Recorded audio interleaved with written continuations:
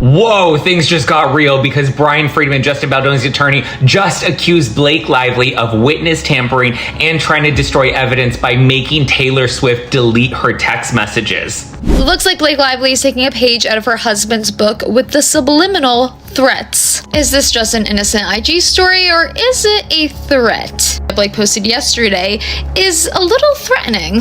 She is letting Taylor know, like, I am a hoarder, I have all our messages, and she's proud of herself because when she says, see, I know why I kept this for 27 years for tonight. Like, she is so happy that she kept these messages. She says this watch is a treasure. The messages, the blackmail she has is a treasure to her. Another day, another bombshell in the ongoing Hollywood legal circus. And this time, it's not just Blake Lively in the hot seat. It's gotten so wild that even Taylor Swift's father, Scott Swift, has stepped into the courtroom chaos. And what he just did might have blown up one of the biggest celebrity friendships in the business. So what exactly is going on behind the scenes? Why is Taylor's inner circle being dragged into Blake Lively's legal nightmare? And what in the world did Blake threaten that made Taylor's own father feel the need to intervene? Let's rewind. You guys, another week, another Blake Lively lawsuit update, and this time it's an update that also has to do with Taylor Swift. We've talked about the fact that Taylor Swift has found herself in the center of this freaking lawsuit, but her dad is apparently coming out and trying to get her out of this mess because he's so frustrated by what's going on. We're gonna get into how Taylor's dad has been brought into this whole situation and the latest in Blake and Justin's. In December 2024, Blake Lively filed a stunning lawsuit against her It Ends With Us co-star and director, Justin Baldoni. She accused him of harassment and creating a toxic work environment. But Justin didn't take the hit quietly. He clapped back with a $400 million defamation countersuit, naming not only Blake, but her husband Ryan Reynolds and their powerhouse publicist Leslie Sloan. And just when you thought things couldn't get messier, enter Taylor Swift. You see, Justin's legal team dropped a bombshell. They tried to subpoena Taylor. Why? Because they claimed Blake was leveraging her close relationships with Taylor Swift and Ryan Reynolds to strong-arm Justin into accepting script rewrites. That's right. According to court filings, Blake allegedly referred to Taylor and Ryan as her dragons who would protect her in any conflict. That alone is a headline, but it gets darker. Justin's team didn't stop at accusations of influence. They claimed that Blake threatened to leak 10 years worth of private text messages between her and Taylor unless Taylor publicly supported her. You heard that right? Threatened. Not just some behind closed doors persuasion. Actual blackmail. He also claims Blake threatened Taylor and said if she doesn't release a statement in support of her, then somehow Taylor Swift's private text messages will be leaked. These allegations are to be believed, and who stepped in to confirm these explosive claims? Taylor Swift's dad. Yes, Scott Swift. According to insider reports, he voluntarily gave Justin's legal team information to help them drop the subpoena against Taylor. That's right, he wasn't just trying to protect her from the public eye, he actively supplied evidence to help Justin's case. Scott reportedly told Justin's lawyers that Blake's attorney had contacted Taylor's attorney, pressuring Taylor to make a public statement in support of Blake. And if Taylor refused, those decade-old text messages were going to be released to the world. And then Blake Lively makes this post of the Spice Girls watch, thinking it will manipulate the search engine optimization algorithm. And I can 1000% see her little CIA agent being behind this. No, I don't think this is all just coincidental timing. I think Blake Lively threw a 90s party,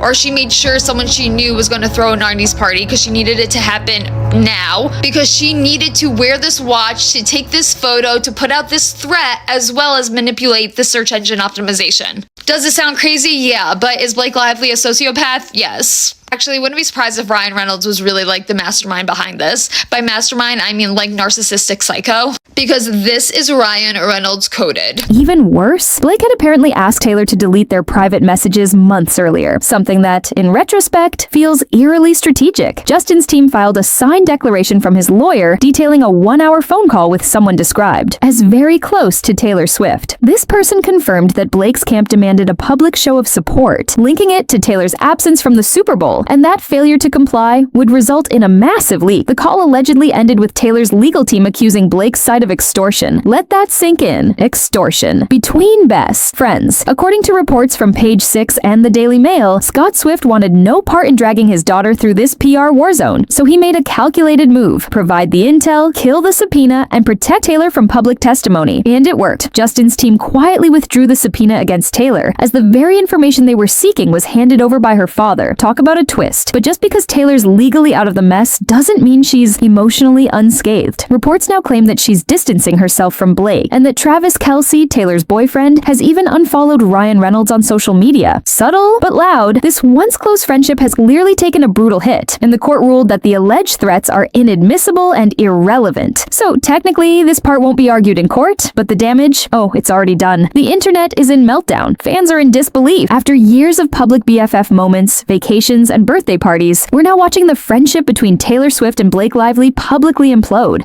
When Taylor Swift sings in The Archer, all of my enemies started out friends, she wasn't kidding, because what do you mean? What do you mean?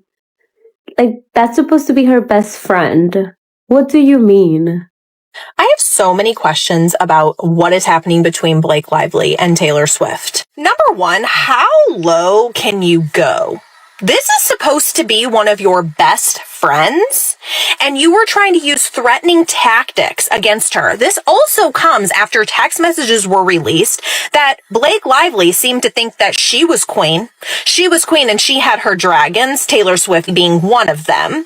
And I just want to know who the hell she thinks she is. And while all this personal drama unfolds, Blake's legal team is fighting tooth and nail to get Justin's $400 million countersuit dismissed. She's not alone. Several major advocacy groups have stepped in to support her, claiming this lawsuit could destroy legal protections for people who speak out about harassment. One group, Equal Rights Advocates, filed an amicus brief urging the court to support Blake's motion to dismiss. Another woman, a harassment survivor herself, submitted a letter detailing her own legal trauma, arguing this case could set a chilling precedent. Even Child USA and Sanctuary for Families are jumping into the fray. At the center of this legal tug-of-war is California's new free speech law, Assembly Bill 933, enacted in 2023. Blake's team invoked this in her motion to dismiss, saying it shields people like her who speak out about misconduct from retaliatory defamation lawsuits. But Justin's legal camp calls this law unconstitutional. They argue it goes too far, discouraging people from defending themselves against false accusations. So here we are, a $400 million legal brawl, a public friendship collapse, a Hollywood power player allegedly threatening a global superstar, and a father stepping into the fire to protect his daughter. You have to ask yourself, how far did this go behind closed doors? Did Blake really try to coerce Taylor into taking her side? Why would Scott Swift make such a bold move unless the situation was way worse than anyone knew? And is Blake fighting for justice, or just fighting to salvage her image? As this story continues to unfold, one thing is clear: the days of picture-perfect celebrity friendships may be over. Because in this case, all of Blake's dragons are flying away, and it looks like she's left standing alone in the ashes. Let us know what you think about this wild turn of events. Is Blake being unfairly painted as the villain, or is Taylor right to stay far, far away? This story is far from over, and as the trial date approaches in 2026, you can bet more secrets are going to spill. Stay tuned, the real Hollywood drama has only just begun.